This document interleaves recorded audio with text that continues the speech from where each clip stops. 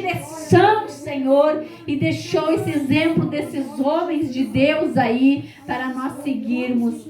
Aleluia, glória a Deus, que o Senhor venha falar aos nossos corações, que abre a tua mente, teu coração, porque para a gente entender nós temos que estar com a mente e o coração aberto, porque se a nossa mente, o nosso coração estiver viajando, estiver lá na sua casa, você não vai conseguir compreender. Então agora traga cativa a tua mente e teu coração, para nós juntos entendermos a palavra.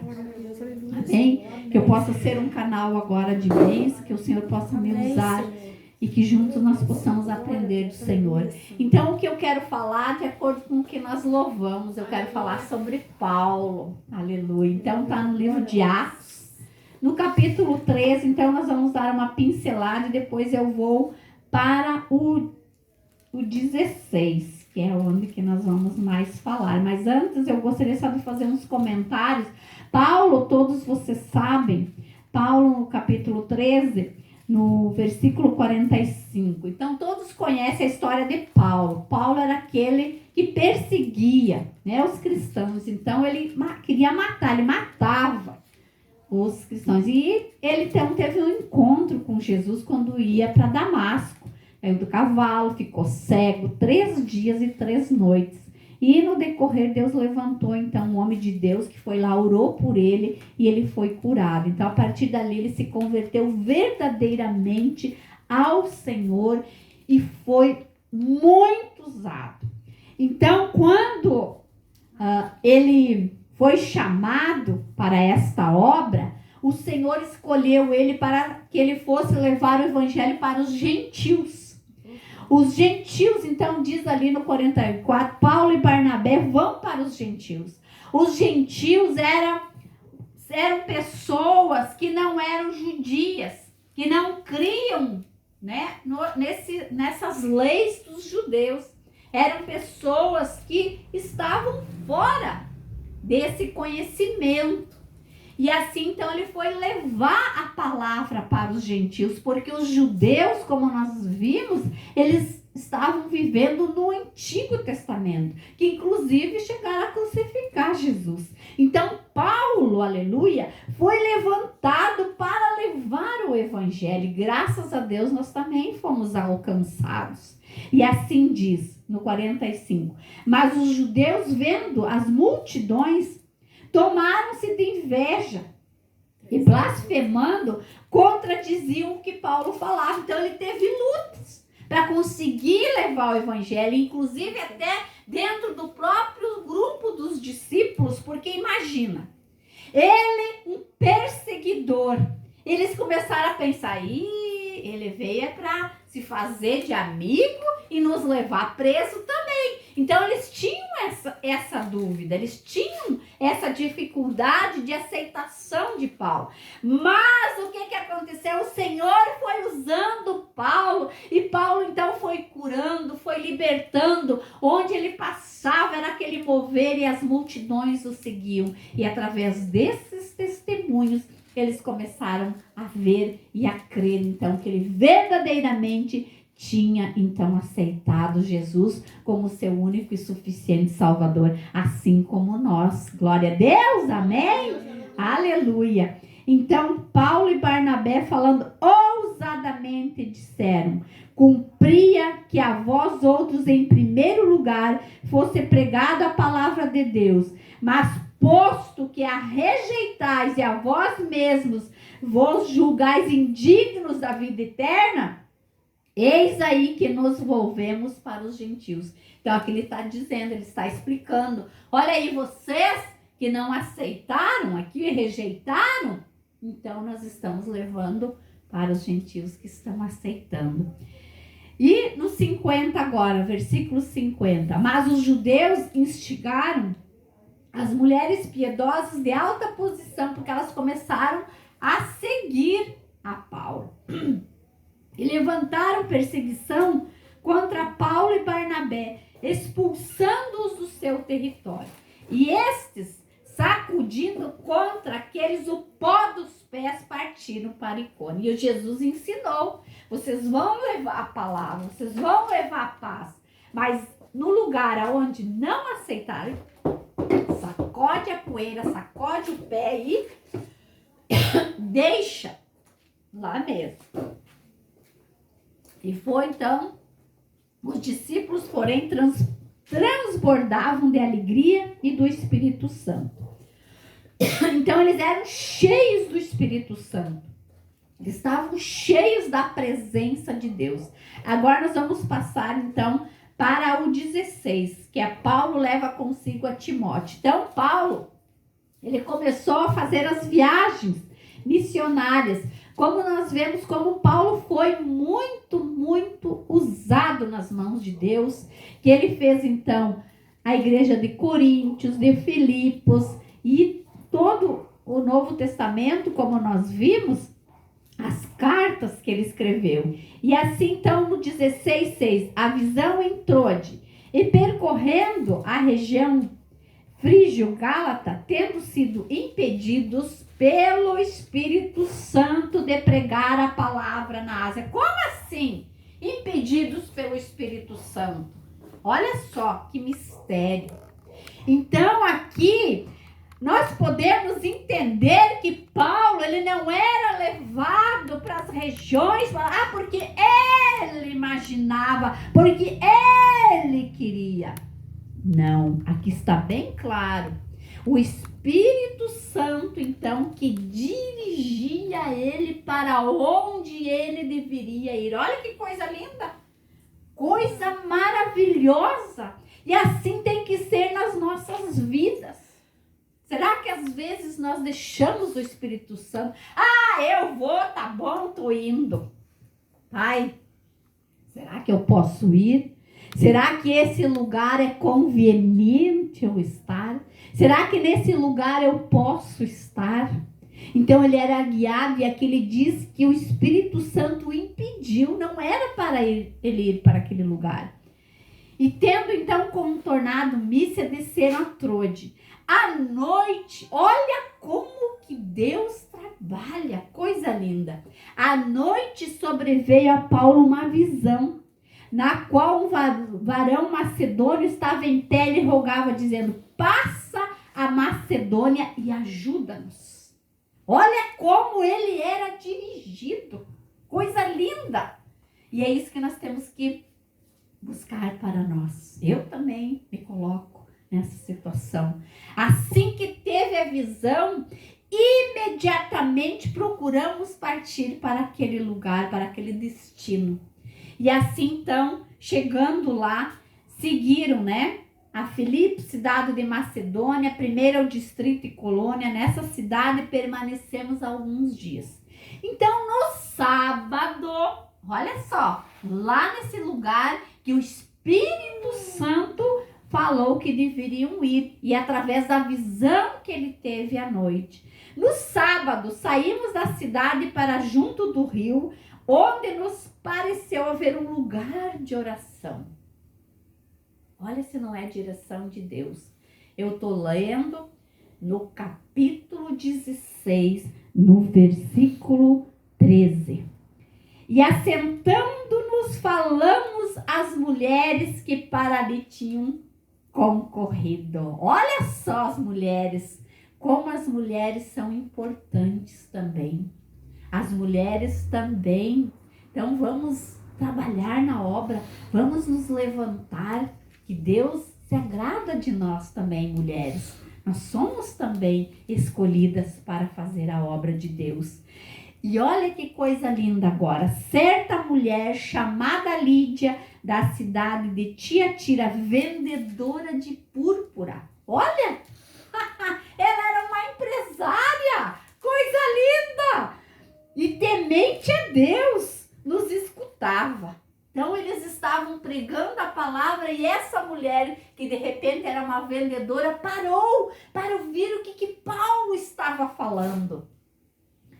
E o Senhor lhe abriu o coração para atender as coisas que Paulo dizia. Então ali ela deve ter aceitado Jesus. Aleluia! Depois de ser batizada, olha, ela já aceitou e já tomou a decisão de ser batizada. Ela foi verdadeiramente, fiel, foi com tudo, né? Aceitou Jesus. Depois de ser batizada, ela e toda a sua casa. Ô, glória! Quem deseja isso na sua casa, amém? E toda a sua casa nos rogou, dizendo: se julgais que eu sou fiel ao Senhor, entrai em minha casa e aí ficai. E nos constrangeu a isso. Então, ela convidou para Paulo, então, permanecer no seu lar. Então, aqui já é um exemplo de como nós devemos ser hospitaleiros também. Abrir a nossa casa. Agora, quando eles estavam indo, também aconteceu que, indo para o lugar de oração, saiu de encontro uma jovem possessa. Uma jovem com espírito de adivinhação. Podem perceber que esse espírito está escrito em letra minúscula. Então não é um espírito de Deus, mas sim um espírito contrário. É um espírito do mundo, um espírito mundano. Então essa mulher, essa jovem, ela era paga. Ela cobrava para adivinhar. Então era um comércio, era um meio de receber valores. E quando ela viu Paulo, ela dizia: estes homens são servos do Deus Altíssimo e vos anunciam o caminho da salvação. Olha só, espírito de enganação, de adivinhação falando. E assim diz aqui a palavra, que ela ficava por muitos dias falando. E de tanto ela falar e repetir, e o Paulo cheio do Espírito Santo, porque ele estava cheio, ele percebeu que aquilo era um espírito imundo.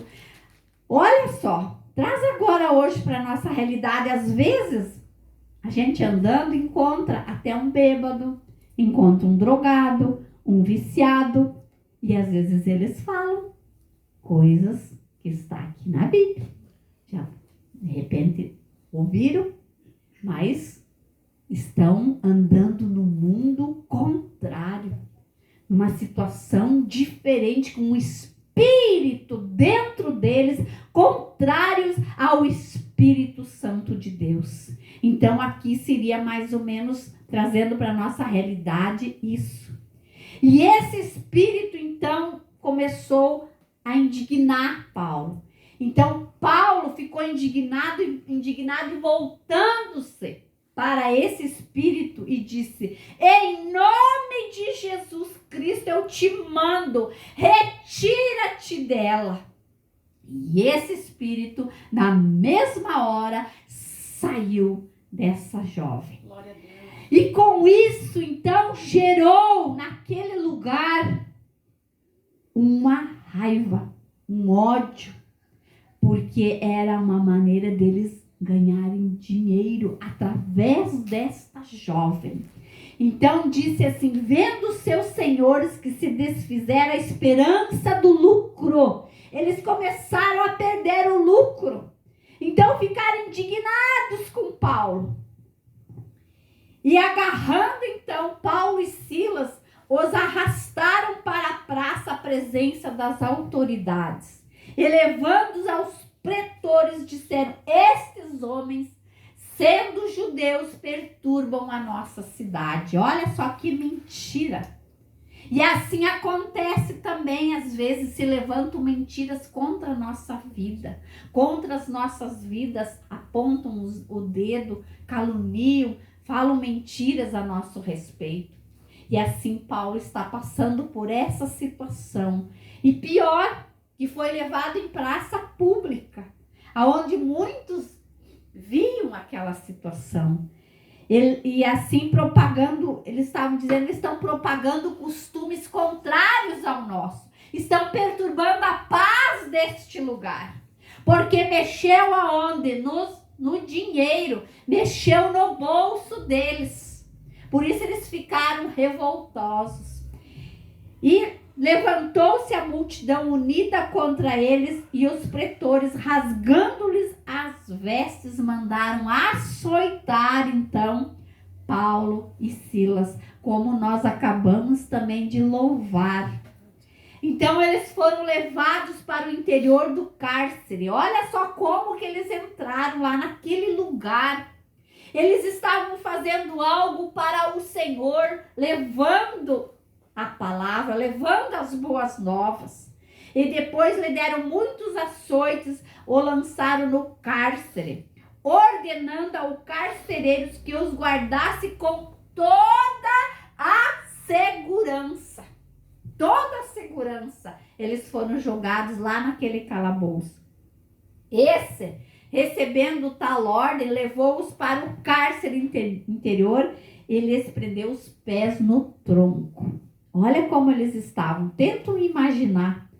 Eles estavam com os pés no tronco, correntes, de repente correntes aqui nas mãos, açoitados, todo machucado, todo ensanguentado, com dores horríveis no corpo, não conseguindo, quem sabe, nem sentar, nem parar com aquela dor insuportável. Mas que coisa linda o que é que acontece aqui. Por volta da meia-noite, Paulo e Silas oravam e cantavam. Oh, Deus! Aleluia! Só o Senhor para dar esta força. E qual é o teu louvor na hora da tua angústia? Na hora que você está passando por um problema, qual é o louvor que vem na tua mente? Você já louvou alguma vez? Quando você está passando por alguma dor? Qual é o teu louvor? Qual é o teu chamamento nesta hora de dor? Qual é o Senhor no momento da tua dor? Qual é o Senhor que você chama nessa dor? Eles estavam louvando. A partir de hoje, quem sabe você comece agora a pensar no momento da tua dor, qual é o louvor? Por isso que eu coloquei também aquele louvor lá no início. O primeiro louvor que a gente louvou do sofrimento, da dor, né? Para a gente adorar. Nós temos que adorar a Deus. No momento da luta, adore a Deus. E eles então adoravam e cantavam louvores, oravam e cantavam louvores a Deus. E os demais companheiros de prisão escutavam. Aleluia! Glórias a Deus! Ali no momento da dor e da aflição, eles estavam ganhando mais vidas para o reino. E no momento da nossa dor e da nossa aflição, quem sabe é um momento que uma pessoa também do teu lado vai ver que você está mesmo na dor, na tristeza, você tem uma paz que excede todo o entendimento. Você não fica naquela aflição.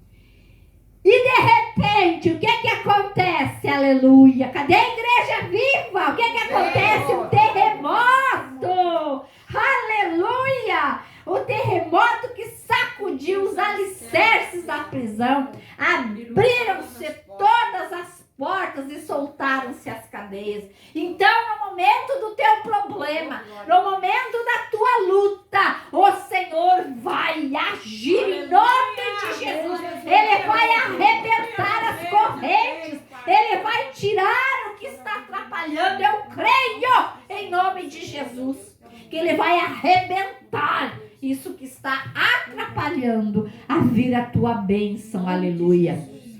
E nisso o carcereiro despertou do sono. Meu Deus, ele estava dormindo, olha só. E vendo abertas as portas do cárcere, puxou da faca e queria se matar. Olha só. Qual é você aqui? Você é esse carcereiro que no momento do pavor, porque esse terremoto pode ser, meu Deus, e agora? Eu tenho um problema, e agora? Como é que eu vou fazer? Eles, eu vou morrer, vão me matar. E queria se matar. Quem sabe tem situações assim, o problema é tão grande, meu Deus, o que eu vou fazer? Acha que a solução é se matar. Esse carcereiro despertou e vendo, puxando da espada, ia se suicidar, porque o problema era grande. Como que depois ele ia falar lá para as autoridades, escaparam nas minhas mãos. vezes nós somos assim, meu Deus, hoje vou tomar um monte de remédio para mim dormir, para acabar com isso de uma vez. Será que você já não pensou nisso? Em tomar essa atitude em frente ao problema? Mas Paulo bradou em alta voz: não faças nenhum mal, que todos aqui estamos, aleluia. Então o carcereiro, tendo pedido uma luz, entrou precipitadamente, trêmulo, prostrou-se diante de Paulo e Silas, aleluia. Eita glória! Depois, trazendo para fora, disse: senhores, que devo fazer para que eu seja salvo? Ele de repente estava dizendo assim: senhores, o que eu devo fazer para ter essa paz que vocês têm? Me dá a receita dessa paz. Porque vocês estavam todo ensanguentado, todo chicoteado, todo amarrado. E vocês louvavam, adoravam.